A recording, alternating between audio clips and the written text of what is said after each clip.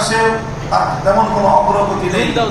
এটার অন্যতম আরেকটা কারণ হলো যে বাংলাদেশের প্রচলিত ব্রিটিশ প্রবর্তিত বিচার ব্যবস্থা, এই বিচার ব্যবস্থার যে দীর্ঘসূত্রিতা রয়েছে, সেটার কিভাবে জবনিকাপাত ঘটানো যায়, আল্লাহর জমিনে কিভাবে সাম্য এবং ন্যায় বিচারের আল্লাহ প্রদত্ত আল কোরআনের বিচার ব্যবস্থা প্রতিষ্ঠা করা যায়, সে লক্ষ্যে আমাদেরকে এখন থেকে অগ্রসর হওয়া দরকার।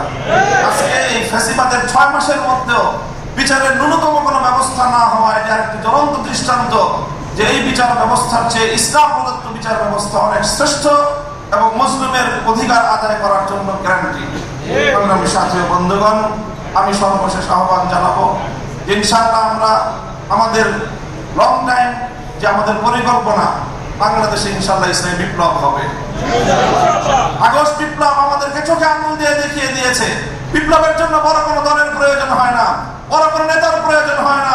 বিপ্লবের জন্য মাটি যখন উর্বর হয়, ছাত্র নেতৃত্বের মাধ্যমে, বিপ্লবের মাধ্যমে একটি ফ্যাসিবাদী ভিনদেশী কৃতদাসীকে কিভাবে বিদায় করা যায়।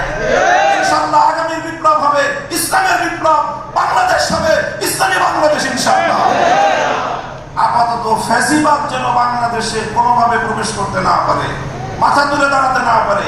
সকল রাজনৈতিক দলকে স্পষ্ট বার্তা দিতে চাই, যাদের কাঁধে ভর করে অথবা যাদের কথা আস্কারা পেয়ে আওয়ামী লীগ এবং তার দোসররা বাংলাদেশের রাজনীতিতে পুনর্বাসিত হওয়ার চেষ্টা করবে, তাদেরকে আমরা রুখে দাঁড়াবো ইনশাআল্লাহ।